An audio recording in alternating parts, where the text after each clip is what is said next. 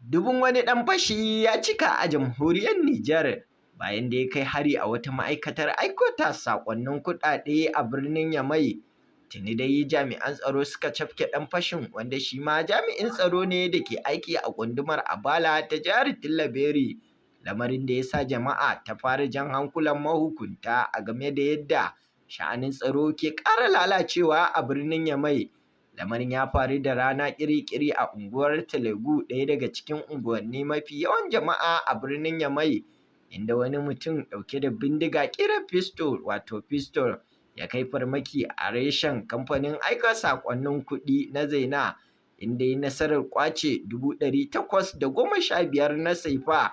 Sai dai lokacin da ya yi ƙoƙarin arcewa, ma'aikaciyar wurin ta damƙe shi ta wuya, ta yi ta kururuwar neman agaji daga jama'a. Mafari kenan da aka yi wa wannan ɓarawo ƙofar rago kafin isowar jami'an tsaro, wanda a take suka tasa ƙeyarsa zuwa ofishin 'yan sanda. Binciken farko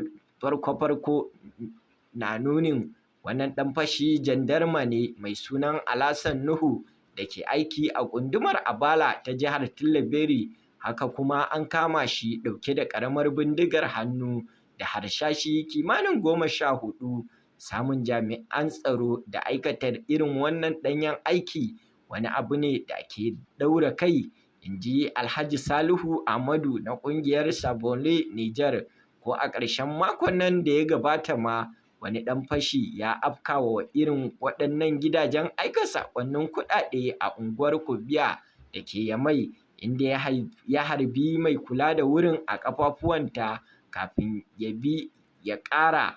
A nan muke addu'ar Ubangiji Allah ya zaunar mana da ƙasarmu lafiya, ya ba mu shugabanni na gari, ya haɗa kawunanmu, amin summa amin.